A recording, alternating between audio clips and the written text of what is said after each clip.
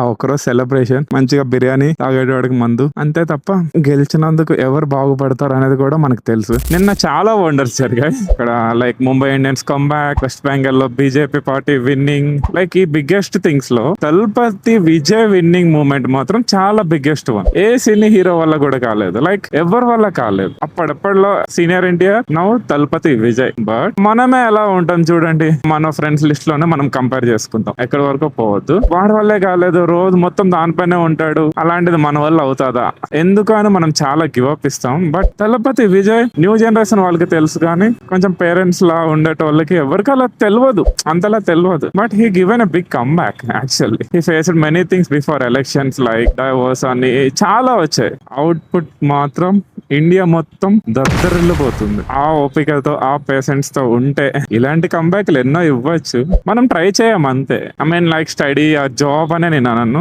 Everything దేంట్లో అనే నీ స్కిల్స్ దేంట్లో బాగున్నాయో దాంట్లో ట్రై చేయి. ఆల్రెడీ ఒకడు ఉన్నాడు అని మనం గివ్ అప్ ఇచ్చే కన్నా నేను ఎందుకు ఇంకా యూనిక్ గా చేస్తా ఏమో అని ఎందుకు ట్రై చేయొద్దు, అంతే కదా. వాళ్ళు అంత మంది ఉన్నారు, వాళ్ళు అంత చేస్తున్నారు, వాళ్ళ వల్ల అవ్వలేదు, మన వల్ల అవుతుందా, మనకి ఎందుకులే అని వదిలేసుకున్నా. బట్ ఇప్పుడు ఫీల్ అవుతున్నా, ఎందుకు నేను ఆ రోజు కానీ అది ఇంకొక ట్రై ఇచ్చి ఉంటే ఈ రోజు వేరే పొజిషన్ లో ఉండే. తర్వాత రియలైజ్ అవుతాం మనం. మళ్ళీ ఇంకొకటి రియలైజ్ అవ్వాల్సింది ఏంటంటే, ఎవడు గెలిచినా కూల్ పని చేసేటోడు కూల్ పనే చేయాలి, లేబర్ వర్క్ వెళ్ళేటోడు లేబర్ వర్కే పోతాడు. ఏమీ చేంజ్ అవ్వదు, అంత రొటీన్ ఉంటది. ఆ ఒక్కరోజు సెలబ్రేషన్, మంచిగా బిర్యానీ, తాగేటోడికి మందు, అంతే తప్ప గెలిచినందుకు ఎవరు బాగుపడతారు అనేది కూడా మనకు తెలుసు. కానీ మన మీద మనకి లైఫ్ సెట్ అయిపోతాయి, మనం ఇలా తలుచుకుంటే అలా కోరికలు నెరవేరిపోతాయని ఫీల్ అవుతాం.